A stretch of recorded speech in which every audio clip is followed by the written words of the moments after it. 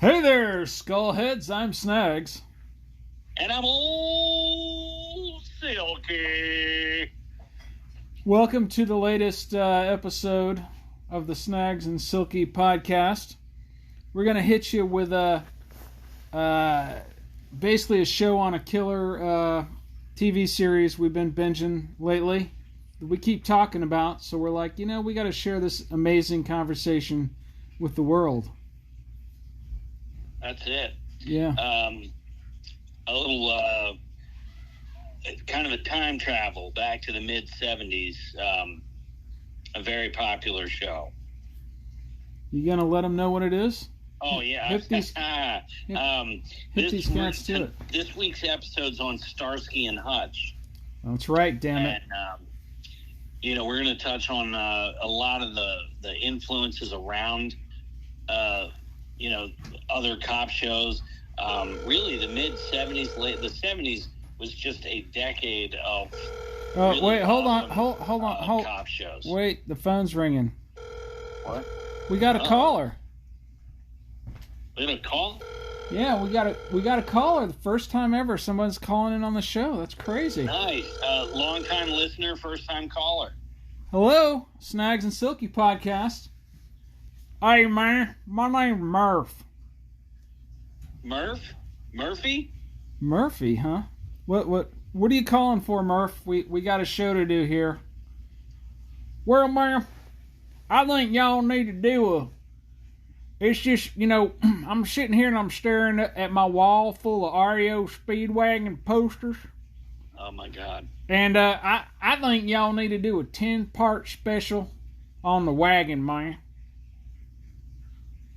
10 episodes on the wagon, huh? 10 episodes on REO Speedwagon? I don't know, man. I don't know if that's possible, bro. Yeah. Kevin Cronin's a genius, man. He can lay down some tunes like nobody's business. We've got a long list of, bands we You want to ain't do. mess with the wagon, man. You ain't mess with the wagon. Got to keep your wagon speedy. Okay. I don't know, dude. We don't really do REO Speedwagon on this show, It's just... they're tune-up piano, but not a fish or whatever. There's some alarmingly heavy riffage on that album. And then Y'all say you're doing Starsky and Hutch now. They can drive fast, but ain't no one. And I want you to listen closely, man. Ain't no one outrun the wagon. Okay, man. That down, sir. Yeah. All right, we got to go. Thanks for calling in. Wow. Okay. Okay. I hope that guy doesn't represent the general demographic of our listeners. I thought we had some intelligent listeners out there, but yeah. You can't outrun the wagon. Oh no. So yeah, you gotta keep your wagon speedy, I guess. Okay. I did back see. To it. Well, let's just talk about REO Speedwagon a little bit more here, just because. Oh yeah. Speaking of that, go ahead. No, it just reminded me, like my first concert. So, back when I was 14, I won tickets to REO Speedwagon, and that was my first concert. Yeah, and Red Rider opened. Do you remember them? Oh, wow. Lunatic Fringe. Yeah, boy.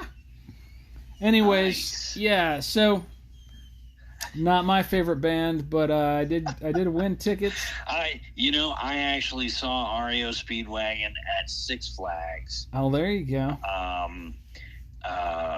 In high school. So we're talking 86, 87. Got dragged to Six Flags, and it was like Journey, REO Speedwagon, and Foreigner. Good God, man, that's horrible. Oh, yeah. It's like triple death. There, but we didn't stay for the show. We went, did the roller coasters and stuff. Oh, that's hilarious. But it was just the crowd was a lot. It was a lot to take in. So I'm gonna. This is reminding me of a story my coworker told me that happens to be about REO Speedwagon. I'm gonna lay that down, and then let's get back to the real shit because we can't spend too much time just because this nutbag calls in. Well, we had our first caller. Yeah, that was every now and then. Sounds like a real good time. Yeah. Lives in his mom's basement, obviously. But anyways, all right. So REO Speedwagon story. My coworker lived in upstate New York, and him and his wife were really good friends with this other couple, right? Mm-hmm. Like his best friend had this longtime girlfriend, and the four of them would go out all the time, over a period of years. They all got to know each other really well. They're in this bar, and the wagon walks in. Oh. And the owner of the establishment announces, "Hey, the guys from REO Speedwagon are in town. They're recording their latest album." This is probably like mid '90s. Like they weren't even at their height. They were just still trucking. And they're going to jump up on stage and play a little set for us. So they get up there and rock through all their hits and whine through all of their ballads and all the rest of it. Mm-hmm. And as they're leaving, they start scooping up chicks to take back to the hotel with them. And one of them, I don't know who it was, or if it was a roadie or whoever, comes over and asks my coworker's friend's longtime girlfriend, "Hey, you want to come party with REO Speedwagon?" Wow. And she just, "Oh, yeah, that'd be great. I'll see y'all later." Gets up and walks out. And that was the end of the relationship because, they probably pulled a train on her back at the hotel room. Mm-hmm. I can't fight this feeling anymore. Yeah, right. Oh, wow. Anyways, enough about that band. So, as you were saying, let's talk about some Starsky and Hutch. So you had the late... I kind of was going to... In thinking of going into this show, I was saying late 60s, you had Adam 12, which ran from 68 to 75. In the late 60s, the cops were viewed as the man. You had Kent State, other counterculture shenanigans, racism. All the 60s were just really tumultuous. And the cops, I'm sure you had good cops, but the majority of the popular view was these guys were just cracking heads. And my dad used to call them the pigs. Yeah. And so Adam 12 was created. Specifically, it was like an episode of Cops before Cops, and it ran like kind of a wholesome thing from 68 to 75 to give people a better image of the police force. But in doing the research, I realized Jack Webb was very much involved with Adam 12, and everyone knows Jack Webb did Dragnet, and Dragnet ran from 51 to 59 and then came back for 3 years, 67 to 70. A hugely popular show. And then from there you had SWAT team and a ton of Kojak. I've got a list of Cannon. I've got a list of the shows I used to watch back in the day, and I can specifically remember, I'd come home, I'd watch, this is the mid 70s, right? And my dad's off being a hippie, hitchhiking around the country, so I'm living with my mom, and she gets home 6:37, I get home 3:34, right? Because I get off of school. Yeah. And so I was a TV kid. I'd come home, flip on when I wasn't out with my friend, my best friend who lived down the road, causing trouble, throwing rocks at cars and doing insane stuff like that. But if I'm not doing that, I'm at home watching TV. And you know, you get home in the afternoon, you're watching the reruns, you know, Munsters, Andy Griffith Show, all the rerun stuff. Yeah. And then primetime hits, and you're watching The Rookies, Emergency, $6 Million Man, Bionic Woman, Charlie's Angels, Wonder Woman, BJ and the Bear. And then when the ratings for BJ and the Bear tank, they change it to BJ and the Seven Lady Truckers. So nice. Now all these hot chicks in bikinis riding in the back of his truck. So. Yeah, BJ McKay had her name was Stax or something. Just this really buxom, hot blonde chick. That must have been before the Seven Lady Truckers. Yeah. It was like Lady Stax. Right. It's too far back, but yeah. Hilarious. But that was a good time for TV, you know. Absolutely. A lot of wild shit on TV at the time. But. Oh yeah. So you had a movie called Busting, which came out in '74, which was directed by Peter Hyams. He did Capricorn 1. He also directed Outland. Really? That's the same cat. Sci-fi thriller. Capricorn 1 was a wild movie.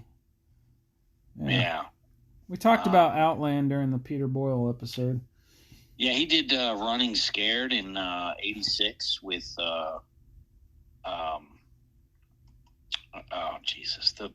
Billy drawing a blank. The cat from Saturday Night Live and Gregory Hines. Yeah, Billy Crystal. And Gregory Hines, right? Gregory Hines, yeah. How far you fall to go from making some serious subject matter like Capricorn 1, right? Right. And then you're doing Billy Crystal and Gregory Hines, man. Yeah. I guess you got to pay the rent. I recently watched that movie. It's fun. Oh, I'm sure it's fun, but it's not Capricorn 1. A lot of what was created in Busting and in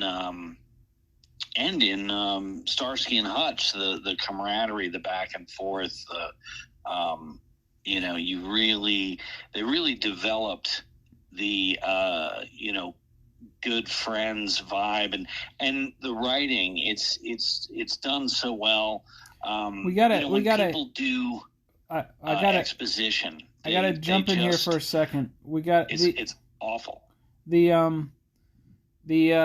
Just to hip the crowd, the reason why we're talking about Busting is because that movie, the creator of Starsky and Hutch has acknowledged that movie directly inspired the creation of the TV show Starsky and Hutch. And if you watch it, it's a buddy cop movie about a couple of laid-back contemporary 70s cops. And Elliot Gould plays his 70s stuff is great. You know, I like I like the stuff he did a lot of the stuff he did in the 70s, but he's got this just kind of laid back hippie cop thing going in that movie that is just hilarious.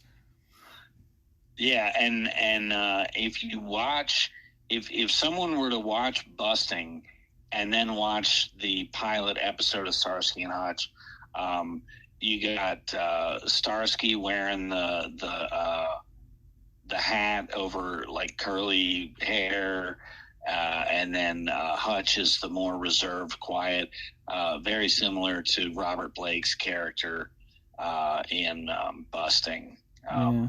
And Huggy Bear, not the character, but Antonio Fargas, the actor, is in Busting. Yeah, he plays this very flamboyant guy when they're staking out a gay bar, and Antonio Fargas kind of stands off against Elliot Gould's character. Michael Keneally is Elliot Gould's character, and they get in this big fight, and Antonio Fargas bites Elliot Gould's leg, and then the rest of the movie, he's got these ripped jeans and a bit of a limp. It's just such a good movie. Yeah, it's a funny movie. And the gritty cop movie in the 70s, you had like the 7-Ups, busting. Robert Blake was in another movie, Electric Glide in Blue. Yeah, that's a wild motorcycle cop movie. Yeah. Yeah, there's just a ton of these. Obviously, Dirty Harry. They're just such great movies.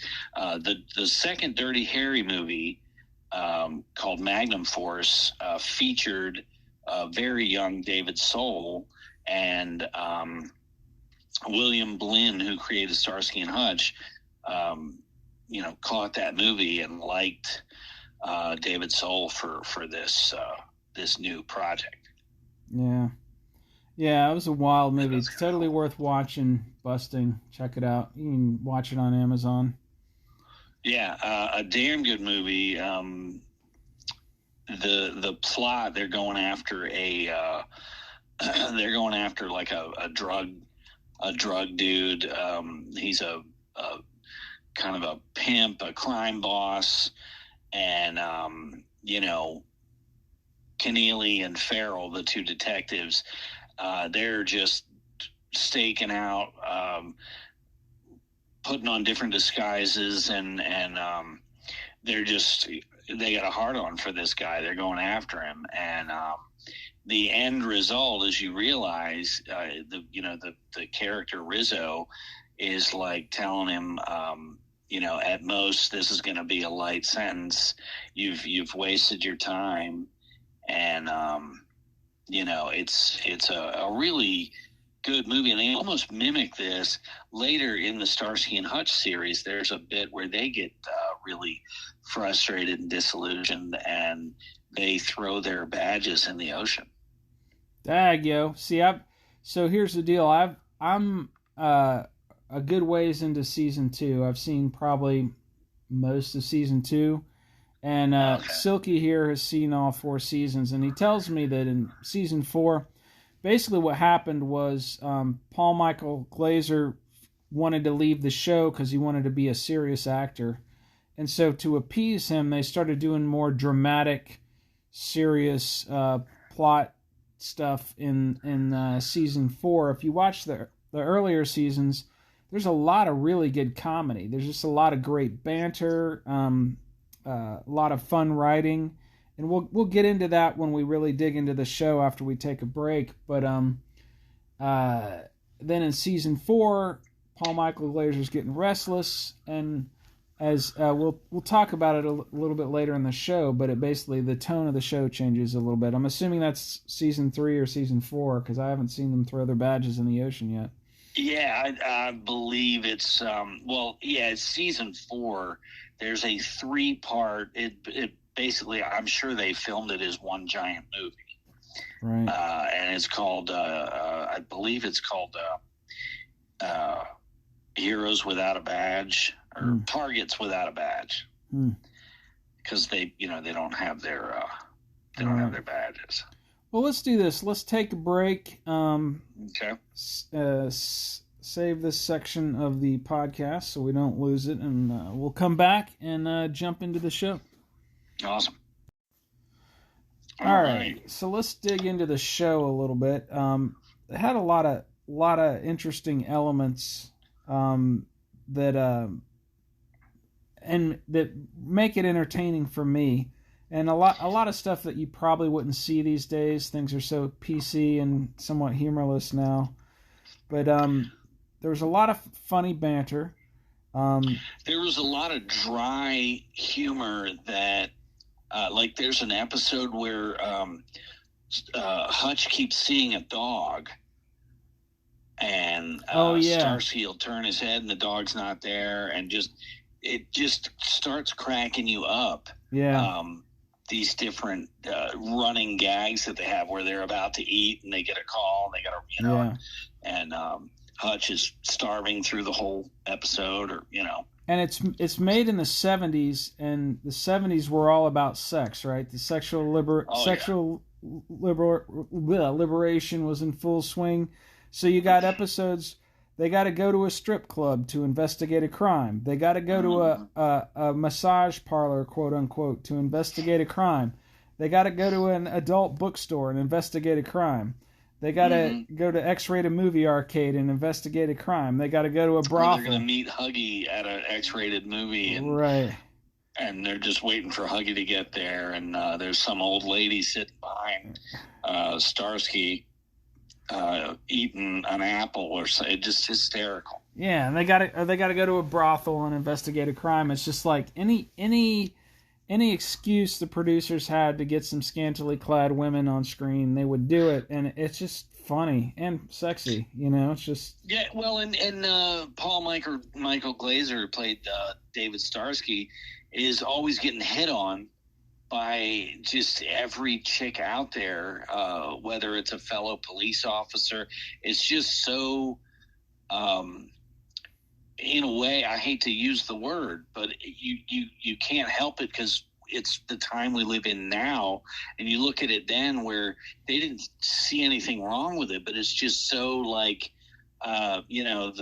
the playful pat on the chick's ass and stuff. Yeah. And like, oh yeah, that would not. While they're in the office, hey babe, go get me some coffee. Yeah, that kind of stuff. Yeah, just that would not go down. Yeah, there's a lot of stuff that would not play today, but it's just a lot of elements to it that make it entertaining. The humor was the one thing that surprised me the most, though. There's so much humor in this show.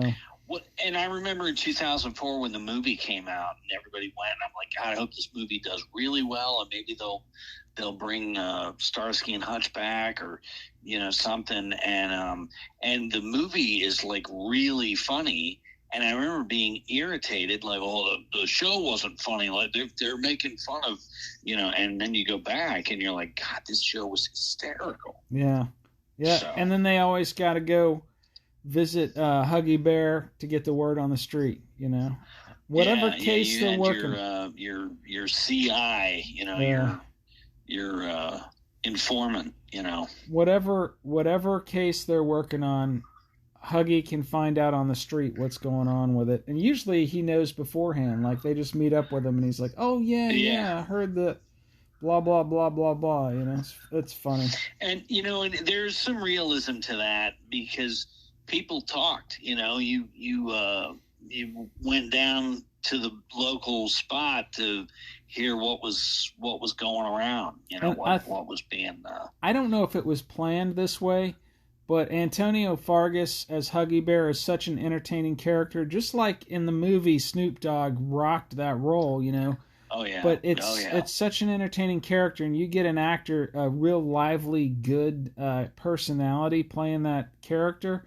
You want to go back to it every episode, And, you want to write him in just to, and there is a stretch where Huggy's not there, and you're thinking, God, is this his only? Antonio Fargas was in so many. He had a full plate through the 70s. He was in all kinds of movies, a lot of just bit parts, but he brought a character. It was, Yeah. Oh, and he's always got some kind of scam going. So, like, at first, they're always going to Huggy's restaurant bar that he owns, right?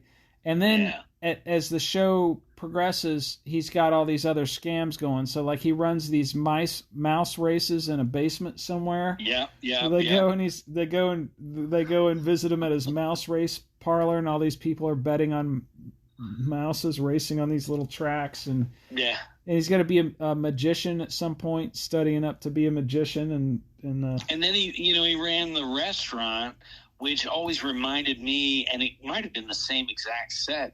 The restaurant that was featured in Jack Klugman's Quincy TV show. I never watched a lot of Quincy, so I don't know, but it might have been. Quincy, he had this Italian restaurant owner that he would always go to his bar, and it looks alarmingly like the same set. It might be. It's the same era. Certainly might be. Yeah. So. Yep. So let's talk about some of our favorite episodes. So. Yeah. Well, before we do that, I wanted to run down the characters, and some of the plot points were actually based on two New York cops, Lou Talano and John Seppi. Their unconventional but effective undercover work had its reputation, and the show's production team spent a considerable amount of time with them during their daily routines. And then later, Lou and John would sue Aaron Spelling's production company, settling out of court for $10,000 apiece. Why'd they sue him? Kind of cooperating, probably because they felt that their panache was like blatantly copied for the Starsky and Hutch show. So you're saying someone stole their style? Yeah, basically. You don't steal someone's style, man. That's just no. It goes back to your REO Speedwagon. You can speed. You can go over the speed limit. But you can't outrun the wagon. Yeah. Yeah. So, but anyway, so in April of '75, they ran that movie of the week, the pilot for Starsky and Hutch, and that really took off. And I tell you, you watch all 4 seasons, and you almost want to go back and rewatch that pilot episode because if you're familiar with the TV show, all the kind of montage of the different action scenes as they're coming up with the credits of who everybody is. A lot of that pilot episode stayed in the montage of the show each season. Yeah. Yeah. So it was a classic 70s, shots in that montage too. They're sliding across the hood of the car, the yelling, and then it freeze frames while you're yelling, and all that. And I mean, the Beastie Boys copied that entire thing for one of their videos. Sabotage video. Sabotage. Yeah. So for you younger listeners, Sabotage was basically stolen from those 70s cop shows. That video, Oh yeah. It was an homage. Tremendous, though. It was an homage. And Bernie Hamilton was Captain Harold C. Doby, but Bernie Hamilton was not the Captain Doby in the pilot episode. So that's some trivia for you. Oh, there you go. So some of my favorite episodes, there's one where they go undercover. I could have swore they went undercover as pimps, but as we were going back to kind of research for this show, we're pretty sure that episode is The Bait, where they go undercover as flashy drug dealers, but they are dressed like pimps. It's hilarious. Walking around in the 70s. And the thing clothes. is they're undercover randomly different things, so you could easily be thinking of 3 different episodes. Now, there's one where they're basically dressed like pimps. But that's what I'm saying is like we've assumed it's The Bait, but it may very well be some other. Yeah, and if episode. I wanted to spend the time going back, sampling all the episodes on Amazon, I could find it, but I'm too lazy. And then there's another one, typical 70s plot, but there's a murder mystery on a swingers cruise. So it's a 2-part episode where they have to go on this swingers cruise to track down a murderer. And it's a real swingers cruise. It's like, you see there's this one running gag in that 2-part episode where there's this one cute little petite chick who's just, that you constantly see her running in and out of other people's cabins, or I think she's dragging different guys into her room constantly, Yeah. That episode's called Murder at Sea. Yeah. And there's like a cocaine smuggling operation going on. And they join the ship's crew as entertainers, Hack and Zach. Yeah. And then Huggy Bear shows up. Dudes, it's just... Yeah. You can tell... Paul Michael Glazer has just got this stupid grin the entire like they had to be cracking up the whole time. Yeah, that's a funny episode, but it's just such a sign of the times. The 70s, in my opinion, were the apex of human civilization. Yeah. Well, it was weird as you had almost like all your classic your classic TV shows. You had the gritty cop shows. You also had the aftermath and the winding down of Vietnam. So the 70s there was a lot going on, and a ton of serial killers, and it was a you had Led Zeppelin. You got that flowery image of the 70s, and there was so many layers to that decade. You had the mighty Led Zeppelin playing at the stadium near you for $10. Yeah. Oh my God. Yeah. Can you imagine? That's the thing too, is a lot of your rock bands in their apex, in their white hot creativity. Yeah, man. Yep. And you're seeing them for $7, $8. Oh man, I had to pay $15 for these front row seats. Yeah. And now these guys are burnt out, playing an hour and a half, lip syncing. Aerosmith's doing their final tour, and I promise you, seats are $200 and $300. Yeah, that's insane. You can keep that. Yeah, Yeah. I'll put on live bootleg and chill at the house. Absolutely. Yeah. So why don't you lay down some of your favorite episodes? You were telling me during the break. Like the Vegas Strangler. Has Linda Carter of Wonder Woman fame. Yeah, she was adorable and she at is that just, age. It takes your breath away. Yeah, she was just. And so they're assigned, I guess to make the script what they want. For some reason, Starsky and Hutch are temporarily assigned to the Las Vegas Police Department to assist. Right. I remember thinking that was a little leap of faith when I was watching that. Well, they get assigned to go after this serial killer that's targeting Vegas showgirls. Yeah. And, they get there and Hutch has some ties to the main suspect in the murders, an old buddy. And they're trying to track down, and they don't realize it's Hutch's friend that's killing these showgirls. But Linda Carter is on there, and just she's so damn sexy, it's ridiculous, stunningly beautiful. Yeah. But yeah, that opened season 2. That was a 2-parter, and then they followed with that Murder at Sea one. And then there's we talked about this. So the first season has this kind of ominous horn rhythm theme, and it grows. You're like, man, this is actually pretty good. With them racing around, you can hear the tires squealing and stuff. It's a little bit more of a classic. It's a good theme song. Yeah, but season 2. They lay down the funk, man. Yeah, season 2 they lay down brings the funk on that theme song. It's something about that theme, that year's theme was just. It welds, or it fits just the times, accompanies man.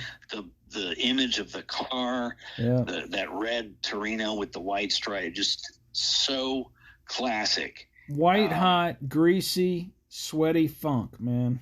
Yeah. And then season 3, they add these keyboards to it, almost like disco's taken off. Let's put a little disco flair on it, and it's just, you're like, oh, come on. And then season 4, they've computerized or just, it's so bad. It's such a crappy. Theme extension of what that season 2 theme was. Right. Yeah. But anyway, season 4 is still. This show was so good. They could have easily done 8 seasons. Right, but Paul Michael Glaser had a future, as many of you know. He went on to win 10 Oscars, starring in work alongside. Sure. Laurence Olivier. He got into directing. He directed Miami Vice, some Miami Vice episodes. But that's not what he thought he was going to do. He thought he was going to be an Oscar-winning serious actor. It sucks because the style for season 4, almost every episode, and they're only 50 minutes long, but almost every episode has the look and feel of a movie. Yeah. And trying to keep him around. Like, they must have dropped some serious money. Right. And one episode specifically in season 4 is called Dandruff. And Starsky and Hutch work undercover in a beauty salon to set a trap for an international jewel thief. And the whole episode takes place in this giant hotel. And it's just very reminiscent of like a Pink Panther episode where they're, if you remember, Shot in the Dark, where everybody's running in and out of rooms and trying to, a little bit of Marx Brothers vibe. Kind of, yeah. I hate to say Marx Brothers because the Marx Brothers were just so funny. This does have they're seriously trying to go after it, but right. I'm like, this is so different from anything they've done. I really enjoyed it, but it had Rene Auberjonois. Oh, I remember that guy. He was kind of the flamboyant guy with. He played an art dealer. Benson. He played an art dealer in one of those Rockford Files episodes. Yeah. He ended up being in like Star Trek, Deep Space Nine. Yeah. But didn't it he's also in Where the Buffalo Roam. He's on the plane with Bill Murray. Oh, yeah. He's the one who ends up getting wasted singing Lucy in the Sky. Lucy in the Sky, yeah. Passed out on the toilet. What a great movie.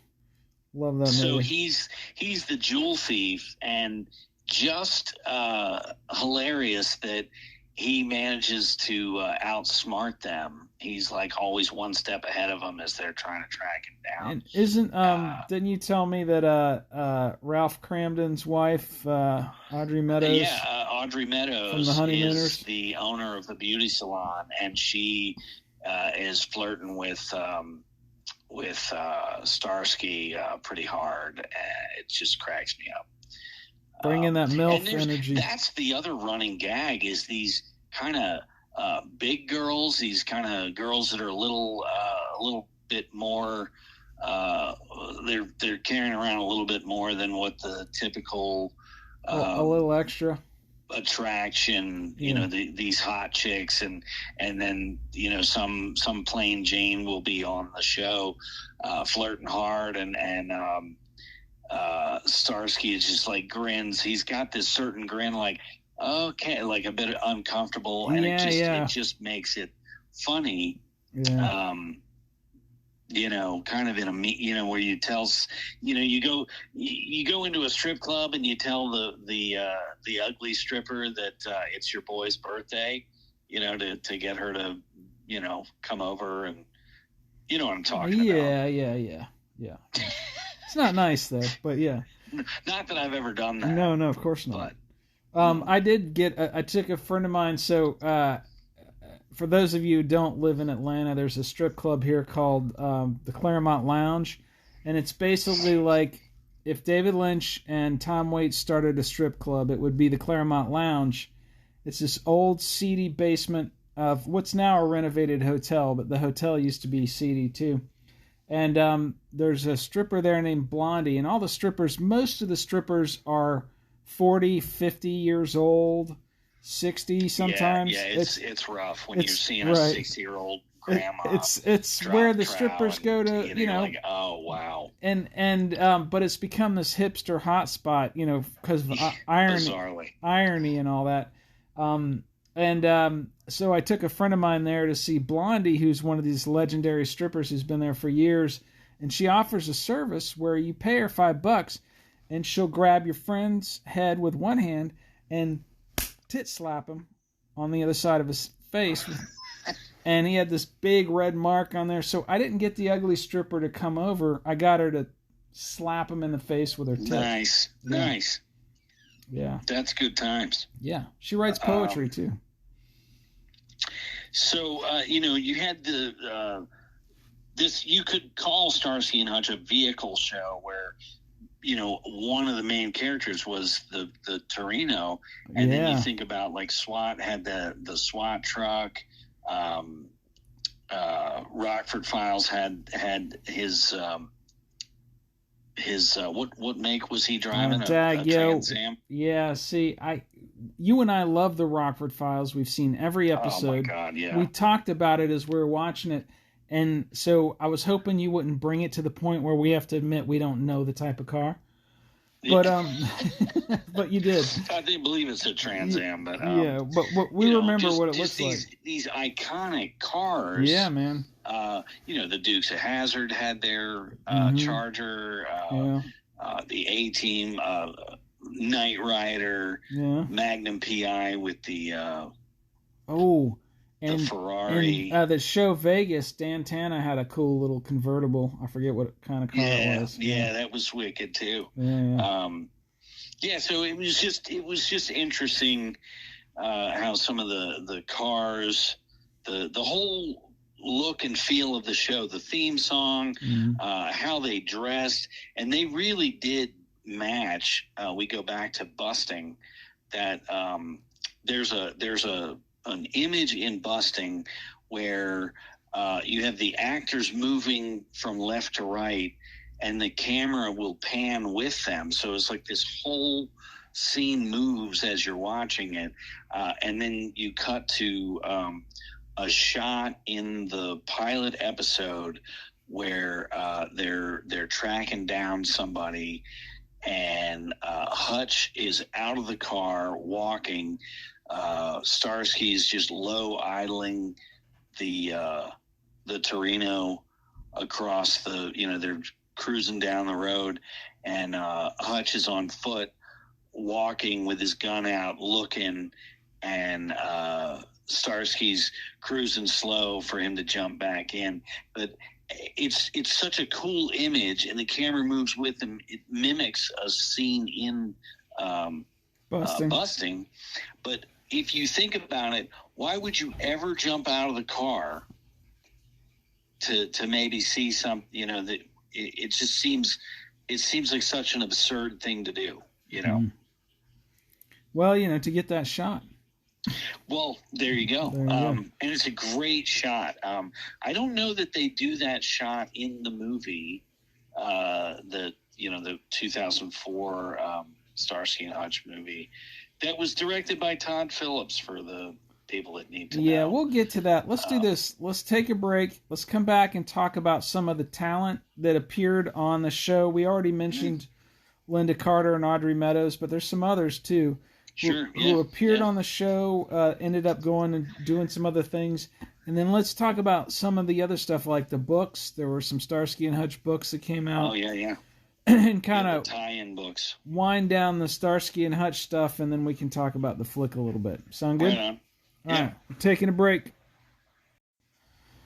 All right, so we're basically, one of the things you notice as you're watching Starsky and Hutch, the OG TV series, is people keep popping up who went on to do other things as well that you recognize. We already mentioned Linda Carter. This is pre-Wonder Woman years.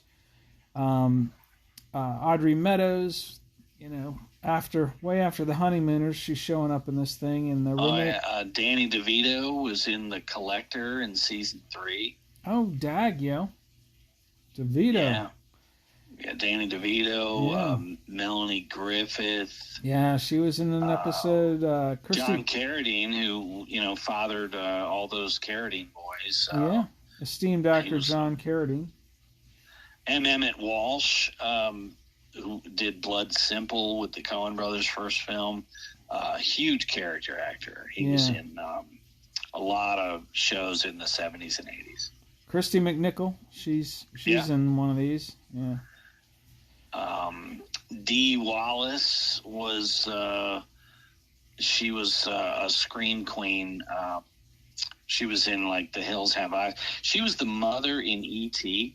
Oh wow, that's wild. She was on episode 7, The Crying Child, in season 3. And then one thing you notice in the credits is that Michael Mann, who went on to create Miami Vice and direct a lot of really good flicks, feature films. He wrote a few of these episodes. You'll be watching the credits, the opening credits, and then it goes into the show, and written by Michael Mann. So that's pretty cool. Yeah. Another Suzanne Summers was on the show like 3 times. Yeah. Not playing a different character each time, but and she went on to do Three's Company and shit like that. But there you have it. The one of the episodes I wanted to mention, is the show's called Death in a Different Place, and the actual episode is about so Starsky had a childhood mentor, a police officer that really took him under his wing, kind of showed him how to be a cop and everything. And the episode is about this cop is found murdered in a hotel room, and the investigation reveals that this cop was a closet homosexual. And so Starsky and Hutch have to kind of adjust their views on that whole thing as they try to solve this case. And it's this was 1977, but it's done very tastefully, where you're like, wow, they're not like bashing, they're trying to just, they knew this police officer as a human being, so whatever he did outside of that shouldn't matter. I think now you can kind of just let that, whatever, do your thing, bro. Well, now it's a required character. But in '77, that's a risque topic, And it shows a little bit of progress from Busting, where when they meet Antonio Fargas, they're just raiding a gay bar because it's a gay bar. That's just pretty funny. Yeah, I mean, and that's the thing, is in the 70s, you had so many shows that just took their chance to shoot at the other side. So you had the Jeffersons and Good Times and What's Happening, all these shows that were centered solely on the black community, but they took plenty of shots. And then like Archie Bunker and Sanford and the and Jeffersons, Son. Sanford and Son going was back and forth, and it was fine, and nobody, everybody laughed, because it really is like, can we all just move forward and have a sense of humor? That's part of why I think the 70s were the apex of human civilization. Yeah, I mean, well, again, you had there was a lot of bad shit going back and forth, but there always has TV been. Land goes, there always has been trying. Yeah. They really were trying to integrate. If you bring, like where I lived, the Jeffersons were always welcome in my house. So we watched the Jeffersons, and What's Happening was one of my favorite shows.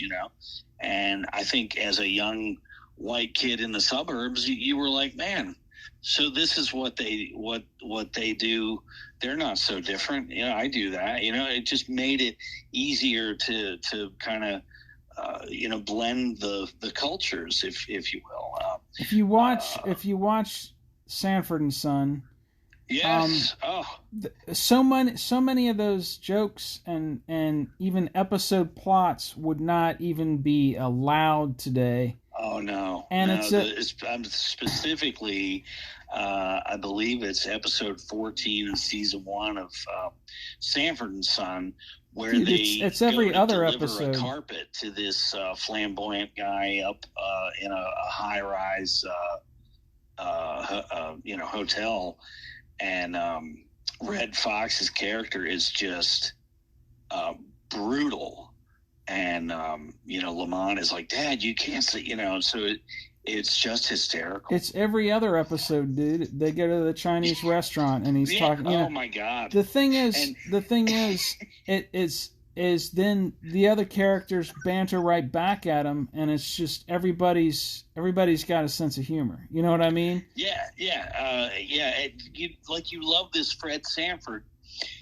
but then you find out he really hates the Chinese and cannot stand their next door neighbor who's Puerto Rican.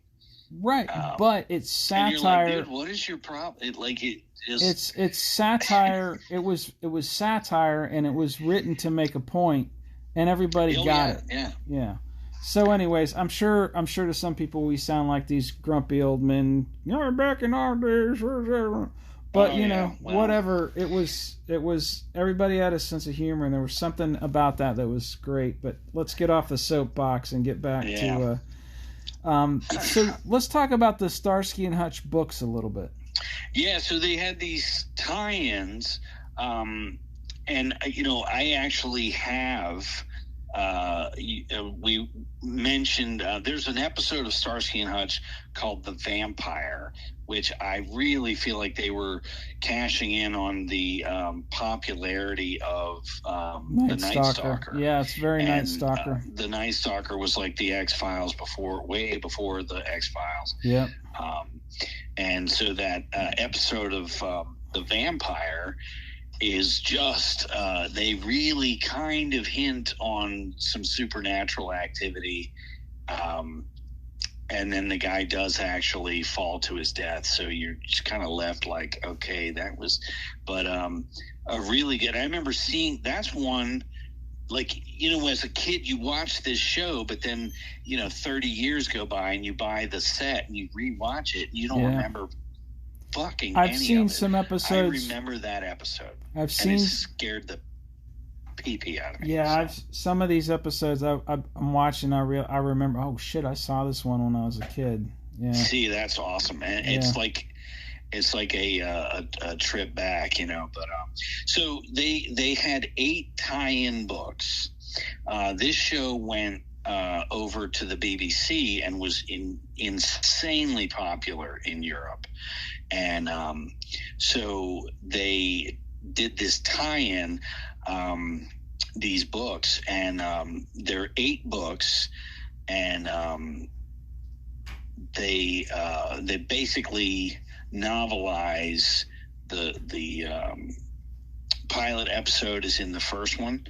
And it's cool because like you can watch that episode, but then I did read book 1, and it's like its own little action story. It doesn't feel like you're just reading a script or something. There's like a very seriously, it's about 180 pages. Max Franklin adapts them to book form, and but they're just fun little paperbacks. They sold for like $1.50, and I dropped about $40 to get this whole set. But they're just pristine, and that's what kind of appealed to me. Is like, wow, somebody had these. You can tell they sat somewhere, but these are straight from the late 70s. And you sent me one of them, so I've got, because you got a duplicate copy, so I got one of them. Yeah. Well, they're so if you look for them, there's a ton of people are selling like, well, I got book 5 and book 7, so you're like, all right, well, let me reserve that. And then, but I found somebody was selling the first 5, and they were pristine. These look like I went back to 78 and bought them brand new. Nice. I don't think anyone even touched these. I think a little old lady. And book 8 were they definitely have some weather on them, but a little they're fun. A little old lady drove them to church only on Sundays. Right. Yeah. Exactly. Not a lot of mileage on those, but they're gonna basically profile probably one of the episodes. Like book 6 is the psychic. That's the one Michael Mann did, by the way. Yeah, he did a few. Yeah, but so the back of it kind of gives you a rundown of what the plot is, and then it'll tell you based on the script, The Psychic by Michael Mann. Terror on the Docks is book 5. The Bounty Hunter. That's a good one. That's a good episode. So yeah, these books will be when I finally get around to reading them. Nice. Good stuff. So let's do this. Let's take a quick break, come back and talk about the 2004 movie, which we both like. All right, we'll be right back. All right, let's lay down some rappage about the 2004 Snags and Silky flick. Well, I have one last thing to mention. Huggy Bear was first used on an episode of The Rookies during that show's second season, an episode called Prayers Unanswered, Prayers Unheard. Wait, the character? The name Huggy Bear. Or was it? And it was played by a guy named John Brown. That's pretty wild. Now, and that's the same William Blinn that created. I see. He created. So he took that character name. Got it. Lay down the. Well, I guess we're going to keep talking about the show for a little bit, but lay down some rappage about the Huggy Bear spinoff that didn't happen. Oh yeah. So Huggy Bear was just insanely popular, and season one, everybody's on about Starsky and Hutch and Huggy Bear, and I'm sure they had a board game. I remember being like 7 or 8 years old. My mother would go to Hutzler's, which was a department store. Hustler? And they had a toy area, a great spot to kidnap children. And I would be left there for hours while my mom walked around the store, and how I did not end up like Adam Walsh is still the whole debated. Way parents treated us in the 70s. Can you remember, like, during summer vacation, it was just go out and play in the morning. I'll see you tonight. Him in 10 hours. He better be home. The street lights are coming on. And that's how Christ. That's how me and my friend Arthur would end up. And when you were thirsty, you went up to some stranger's house and grabbed the hose on the side of the house and drank out of the fucking house. We would end up throwing rocks at cars. We would play games like run out in front of traffic to see who could come the closest to getting hit but not get hit. We would get in the middle of the intersection and direct traffic. I'm so lucky I didn't know you then. We would play dead by the side of the road to make cars screech to a halt. Nice. This is the kind of stuff that happens. I think everyone did that one because we did that too. But that's what happens if you just let your kid out and say, "I'll see you." Oh yeah, I can't imagine. Like, I send my son out to get the mail, and my ass is standing in the driveway watching. Yeah, totally. I'm sorry. Hey, I'm not. You're a helicopter dad. No, I'm a dad that's going to have a son when he's 30. Right. Sorry. Anyway, so we digress. Back to Starsky and Hutch. Yeah. So this episode in season 2 is called Huggy Bear and the Turkey, and so the episode, they have a intro at the beginning with Starsky and Hutch, and then it goes off with Huggy Bear and this old buddy of his that. So you got the black guy and the white guy. Way before Lethal Weapon and stuff, Huggy Bear and this guy are in the hood. They're going around. Aunt Esther from Sanford and Son is in there in that episode, and Huggy Bear kind of takes this dude into the hood, and they're tracking down this guy, and they're going to be PIs. They're going to be private investigators, and the problem with it's not a bad show, but you catch yourself. It's in season 2, and for me, season 2, we already talked about the theme song. Season 2 is just that's it right there. You could just rewatch season 2 and be in hog heaven. Season 2 was like this show, but season 2 this episode, you're just like, okay, where the hell's Starsky and Hutch? Like, for some reason, about a good 10 minutes into the segment that's all Huggy Bear and the turkey, you're just like, okay, well, where's Starsky and Hutch? This is weird. And you realize way into the show, after several commercial breaks, that you aren't actually on the show, but you see it fade, the scene fades, you know they're going to a commercial. You're like, okay, this is the, you know, likens to the Dukes of Hazzard when the cousins came. Coy and Vance. Yeah. Yeah. I think they were the superior. Like, what's going on? Or even better, I'll go you one better. Sanford and Son, where Grady was just taking Red Fox's bit. There's like three episodes where Red Fox was just gone. He was on strike. And they finished out the season. Yeah, he went on strike, and he was trying to get. But the thing. Yeah, and those episodes are funny. Right. But it's not Red Fox. No, I skipped them. I couldn't watch them. Here's the deal, though. Season 2 is the apex of human civilization. There you go. Yeah. So that show did not receive. I don't know how they did the rating. You know, the Nielsen family or whatever. However they figured that shit out. Right. The show was not received well, and so a spinoff was never realized. Yeah. I would have loved a Huggy Bear show. That would have been just awesome. A badass Pimpin' Huggy Bear show. Yeah, man. Maybe have it come in after, because this ended in '79. Bring it out then, man.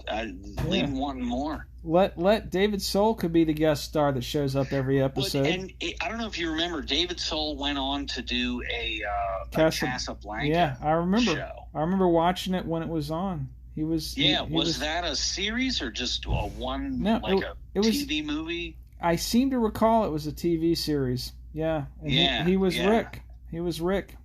Yep. Yeah, he was Rick. Yeah, and you know, Paul Michael Glaser. You know, behind the scenes, the two of them did direct episodes of Starsky and Hutch, so that's kind of cool. There you go. But so then, you know, the show ends. You know, the TV's taken over by like the A-Team and, you know, Miami Vice, Magnum PI, Miami Vice. I mean, time marched on. You know, they bombarded us with other cop shows. You know, then in 2004, you had. A new movie with Owen Wilson and Ben Stiller and Snoop Dogg playing Huggy Bear. Yeah, which was hilarious. The first time I saw that movie, my wife and I took a flask of scotch, and did we each have our own flasks? Yeah. Well, either we each had our own flask or we were passing a flask back and forth. And like a couple of homeless hobos. Go ahead. Basically. And we got shit-faced, and it was hilarious. I remember the scene, it's a great show, where the Tweety Bird shows up on his shoulder when he's singing, and I was pretty loopy watching that. It was funny. And I love the Vince Vaughn character, and as the bad guy. Yeah.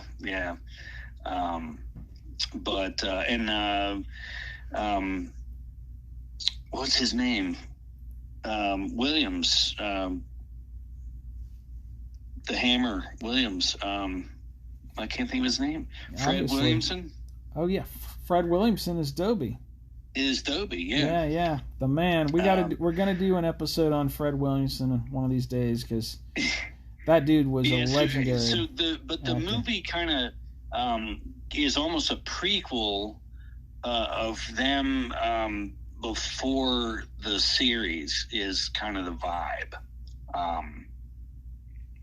and they go after Vince Vaughn, who's a drug kingpin. Almost, if you think about it, it's almost a comedy version of Busting. So to me, it goes full circle. Yeah, Busting has a serious edge to it.